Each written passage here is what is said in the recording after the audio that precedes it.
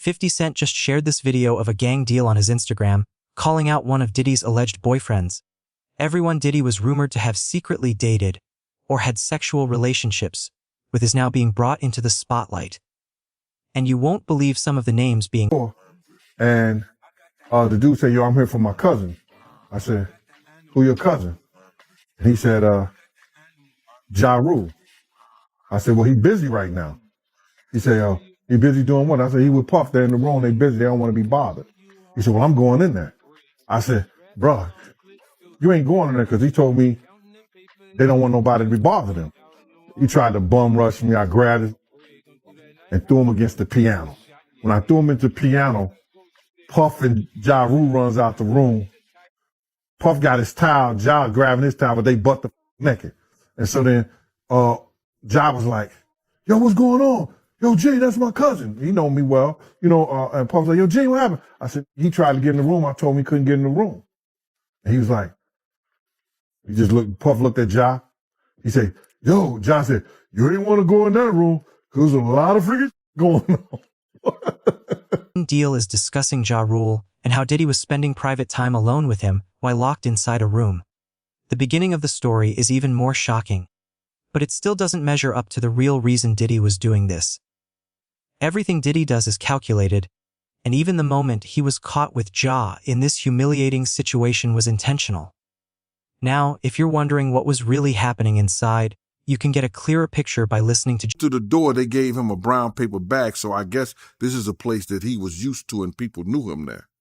So when they gave him a brown paper bag, Puff was just going around the store, just picking items off the shelves and stuff like that, putting them in a brown paper bag. So then,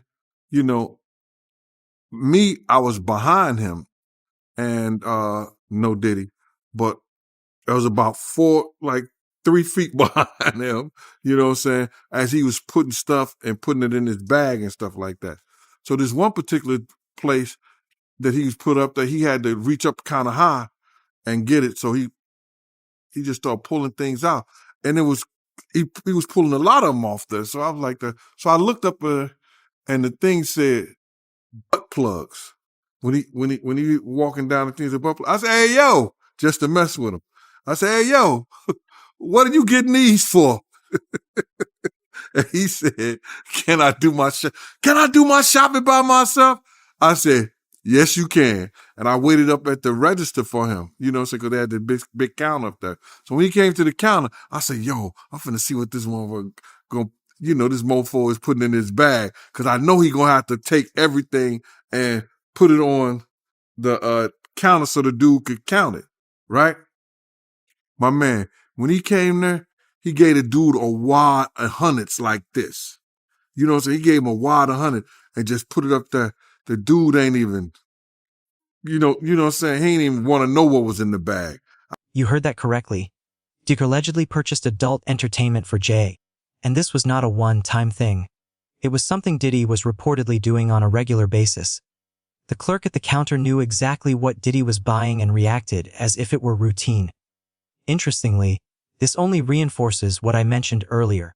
Diddy appeared to be setting things up to get caught, and it connects directly to why he wadded Ja around in the first place. Him and Ja is talking. He talking about Ja going at Jigga. You know what I'm saying? This is crazy. But he was talking about Ja getting at Jay-Z. And he was talking bad and talking crazy about Jay-Z and how Ja was talking about if it wasn't for him, that Jay wouldn't be the artist he was. He got him started. He wrote certain things and stuff like that to put him out there. Cause, back in the day, nobody was even effing with Jay like that. So, but Puff was trying to, he was adamant about Ja going at Jay. You understand? So, we get to the hotel. We're in the presidential suite. Diddy wanted to use Ja as leverage against Jay-Z, and this so-called freak-off party was simply a tactic to gain control over Jay. Even Ja himself was reportedly confused about what was happening inside the room. Gene went on to explain that there were 2 women present with Diddy and Jay, and one of them was allegedly Diddy's child's mother, Sarah Chapman. Diddy specifically chose her to be there because she previously dated Tupac, and Diddy wanted to was doing, something, and like I said that they was doing something. I don't know what the F they were doing, bruh. The only reason I know was some freaky things going up in there that Ja really didn't even understand, because he said, yo, you ain't want to be up in there because there's a whole lot of freaky going on. So I was like, I wouldn't have known nothing. I wouldn't even cared. And I don't care today. But you know how the internet is. They cut and paste what they want to paste, and they put what they want to put to make it seem like I was saying this dude and Puff was in there, alone, and they wasn't. You understand? And that was them. They did their thing, up in there with the honeys in there. I guess. I can only guess. So, listen, bro, I've said this 1,000 times. It was Sarah Chapman and her girlfriend. Now, Sarah Chapman, if people don't know who she is, now she's one of Puff baby mamas. But prior to her being one of Puff baby mama, this is the same girl that was dating Puff best friend, Corey Jacobs, and she was dating Tupac. Whatever they did, that's on them. But that's the kind of games Puff play in order to get people to do what he want him to do. You understand? He got them, he wanted Ja to go at Jay-Z, so he got these chicks to go at Ja. You understand what I'm saying? Whether he did it or fell into it, I don't know. Because I don't know him and Jay-Z beef or why they was beefing in the first place or whatever the situation was. People who are close to either one of them may know more than I do on that. But I knew Puff was working to get Ja to go at Jay, and that was happening. Shared this story, Ja started keeping a low profile. Academics reacted to Ja being exposed and discussed how Diddy was likely using this situation as a way to manipulate or control Jay. Ja Rule even addressed the Diddy documentary himself on Twitter. In one tweet, he said, "Let's be we 50 doesn't give a damn about the victims. We all know why he did the doc." Jay tweeted, pointing to the pair's long-running feud. A lot of people know this was wilding and freaking and picking up in the 90s until they realized that, hold up, wait, there's no statute of limit. I'm serious. Yeah, no, you're right. A lot of them niggas was getting in the freak on. Listen, yo, there's been a couple names mentioned that we ain't seen them since. Everybody lay low. It's like everybody ducking. We ain't get another brunch forever. No more brunches. Yeah, no. Ever since Gene Deal said that Ja Rule came out of the joint with a towel, I ain't seen Ja since. What does Ja Rule think now? And Ja's my man, but still, what does he think? Yeah, I feel you. And he shouldn't say nothing, right? He shouldn't say nothing, because we're in the time that when these moments happen, anything you say makes you look more guiltier. Be like, oh, how many parties had? Like, you don't even want to be down to answer the questions. And you can't also even say, because I do think this is a legit answer for some of these people. Truth be told, that type of school parties was what was happening at the time.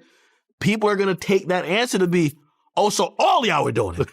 So all y'all were doing exactly what Diddy did. So again, you can't. The second person revealed to have allegedly been involved with Diddy is none other than Meek Mill. It could have easily been 50 Cent instead. Diddy reportedly invited 50 Cent to go shopping with him as a date, but 50 declined. After 50 turned him down, Diddy allegedly made the same offer to Meek. I'm going to let 50 explain what happened next. When he offered to take you shopping. Yeah, you see, now Meek is in the same shirt. He's out there in the same shirt. This is not Photoshop. This is really happened.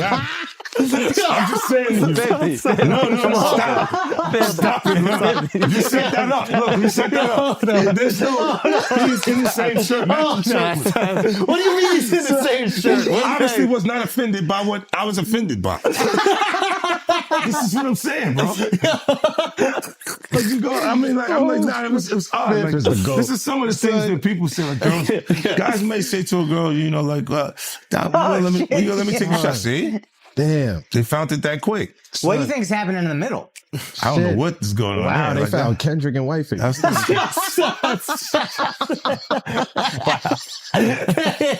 can't dress up Kendrick like that. Oh, you can't dress him up like that. No, it's jokes. That's like the White Chicks movie, bro. You can't do that. Yeah, that was comedy. That was good. Yeah, but that get away with Whiteface. That's obviously doing shopping. They got the same outfit. Meek has been denying the claims ever since they first surfaced, but many people point out that he was seen wearing matching outfits with Diddy. What makes it even more shocking is that, Unlike the situation involving Jay, Meek allegedly purchased the adult entertainment himself. Meek later ended up putting himself in the spotlight after this incident occurred. And you go on his Twitter page, you click on his likes, bro. You see things that he's liking. That's questionable. Would you come up in here with a matching shirt with me? Hell no. Hell no. Ace, would you pop out with a matching shirt with me, bro? Styles, put that on something. You gonna pop out with? No, boy, it's not going like that, bro.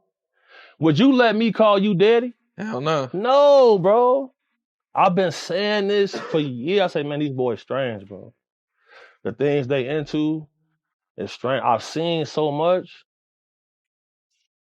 I've seen a lot, bro. So like with him, look how he responded to the situation. Not one time did he come out and say these things are a lie. Did you see that? Yep. He didn't say that. He didn't deny it. No, he didn't deny nothing. Because if he deny it, what's finna come out? Footage.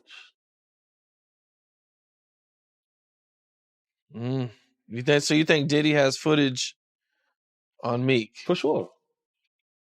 He got cameras through his whole... The more Meek tries to distance himself from Diddy, the more he seems to get pulled right back in.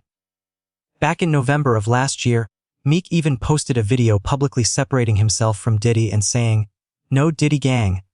All of this only made Meek appear even more questionable. Meek has been tweeting about Diddy nonstop from the moment his name was mentioned.